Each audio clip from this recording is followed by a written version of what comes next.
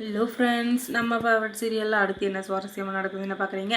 உயிர் தோழிக்கு உடம்பு சரியில்லைன்னு உடனே உயிரை கையில் பிடிச்சிக்கிட்டு ஆட்டோவை எடுத்துக்கிட்டு ஒரு செகண்டில் ஹாஸ்பிட்டல் வந்து சேர்ந்துட்டாங்க இந்த ரேவதி. அதுக்கப்புறம் டாக்டர்ஸ் என்ன சொல்ல போகிறாங்க, ஏது சொல்ல போகிறாங்கன்னு புரியாமல் இவங்க ஒரு பக்கம் புது புதர் முடிச்சு நிற்க, அதுக்கப்புறம் இன்னொரு பக்கம் நம்ம இலக்கியாவும் கௌதமும் ஃபோன் பண்ண, உங்களுக்கு ஒரு சந்தோஷமான விஷயமா அப்படின்னு சொல்லிட்டு இவர் சொல்ல, என்னப்பா சந்தோஷமான விஷயம் அப்படின்னு சொல்ல, ரூம் வந்து வீடு வாடகை கட்டிச்சு, இனிமேல் நம்ம எதுக்கும் கவலைப்பட தேவையில்ல, நம்ம அந்த வீட்டுக்கு தான் முதல்ல போக போகிறோம் அப்படின்னு சொல்லிட்டு இவங்க சொல்ல, அதுக்கப்புறமா எதுக்குப்பா இப்போல்லாம் வீடெல்லாம் ஏற்கனவே நமக்கு இருக்கிற பிரச்சனைக்கு இந்த வீடெல்லாம் தேவையா, அதுவும் இல்லாமல் இப்போ ஜானகி இருக்கிற நிலைமைக்கு இதெல்லாம் தேவையானதும் ஜானகி அம்மாக்கா அவங்களுக்கு என்னாச்சு என்னம்மா உளறீங்க அப்படின்னு, அதுவா இப்படி தான் ஹாஸ்பிட்டலில் சேர்த்துருக்கோம், கார்த்தி வந்தால் ஓவராக பேசுகிற வழிக்கு இப்படி ஆயிடுச்சு, அதுவும் இந்த அளவுக்கு சீரியஸ் ஆகும்னு நான் நினச்சி கூட பார்க்கல, நல்லா கொஞ்சம் முடிஞ்ச அளவுக்கு சீக்கிரம் வந்துடும் அப்படின்னு சொல்ல சரிங்க அப்படின்னு சொல்லிட்டு அவங்களும் ஃபோனை வச்சிடுறாங்க. வேறு என்ன பண்ண முடியும், இதுக்கு மேலேயும் நம்ம ஓவராக பண்ணிட்டு தோணா நம்மளை தூக்கி டஸ்ட்பினில் தான் போட்டுருவாங்க, அதனால் கொஞ்சம் பொறுமையாக இருப்போம் அப்படின்னு சொல்லிட்டு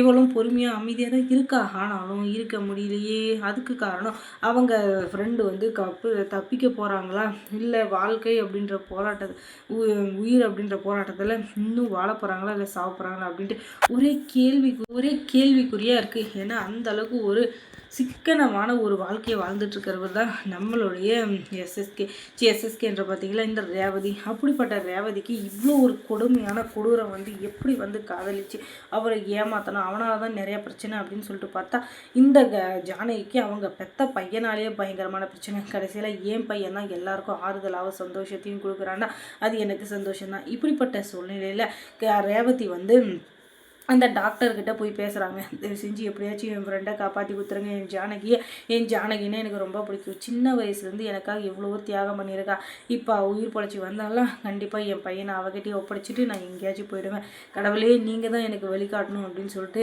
இந்த டாக்டர்கிட்ட வேண்டிக்கிட்டு இருக்க, நீங்கள் எதுக்கும் கவலைப்படாதீங்க, முடிஞ்ச அளவுக்கு நாங்கள் காப்பாற்ற நினைக்கிறோம், ஆனால் அதுக்கு மேலே எங்களால் முடியலன்னா நாங்கள் எதுவும் பண்ண முடியாது, ஏன்னா என்னதான் நம்ம சயின்ஸு இதில் வந்து மெடிக்கல் மிராக்கல் இந்த மாதிரிலாம் நடந்தாலும் ஒரு சில இதுக்கெல்லாம் மருந்து மாத்திரை அப்படின்றது இல்லவே இல்லை. அப்படியே இருந்தாலும் அதை சரியான முறையில் நம்மளால் சரி பண்ண முடியறதில்ல.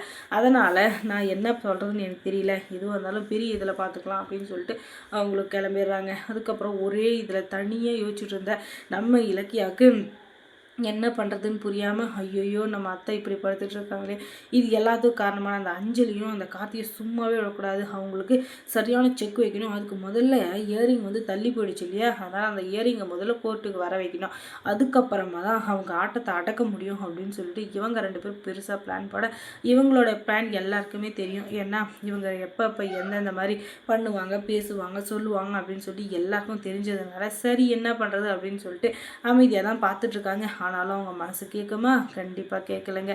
என் அத்தையை எப்படியாச்சும் காப்பாற்றிருங்க கடவுளே அப்படின்னு சொல்லி இந்த பக்கம் அந்த பக்கம் உருடு பயங்கரமாக இது பண்ணிகிட்ருக்காங்க. ஆனால் அவர் வந்து இப்போதைக்கு மனசு இறங்கி கடவுள் இறங்கி வந்து ஜானகியை காப்பாற்றினாரா அப்படின்னு சொல்லிட்டு பார்த்தீங்கன்னா அதுதாங்க இல்லை. ஏன்னா எல்லாருக்கும் எப்போவுமே வாரியே கொடுத்துட்டு இருந்தா கடவுளுக்கு ஒரு மதிப்பே இருக்காது. ஒரு இதில் கஷ்டமும் ஒரு இதில் நஷ்டமும் ஒரு இதில் லாபமும் வந்தால் தான் கடவுள் அப்படின்றவர் நமக்கு மாற்றி மாற்றி கொடுக்குறாரு அப்படின்ற ஒரு எண்ணமாச்சும் வரும். அதை விட்டுட்டு நான் தான் பெரியாள் அப்படின்னு சொல்லிட்டு அப்படியே பழனிக்கட்டு ஃபுல்லாக இது பண்ணிட்டு வந்தால் வேறு என்ன பண்ண முடியும், அதுக்கப்புறம் அசிங்கப்பட்டு தான் நிற்கணும். அப்படி தான் நம்ம இலக்கிய சீரியலும் பயங்கரமான ஒரு ட்விஸ்ட்டோடு போயிட்டுருக்கு. அதுக்கப்புறமா இலக்கிய சீரியலில் என்ன சுவாரஸ்யமாக நடந்திருக்கும் நீங்கள் தெரிஞ்சுக்கணுன்னா நம்ம சேனலை சப்ஸ்கிரைப் பண்ணுங்கள், அதோட பக்கத்தில் இருக்க அந்த பெல் ஐக்கானையும் கொஞ்சம் கிளிக் பண்ணி விடுங்க. தொடர்ந்து இந்த சேனலுக்கு சப்போர்ட் கொடுங்க. தேங்க்ஸ் ஃபார் வாட்சிங்.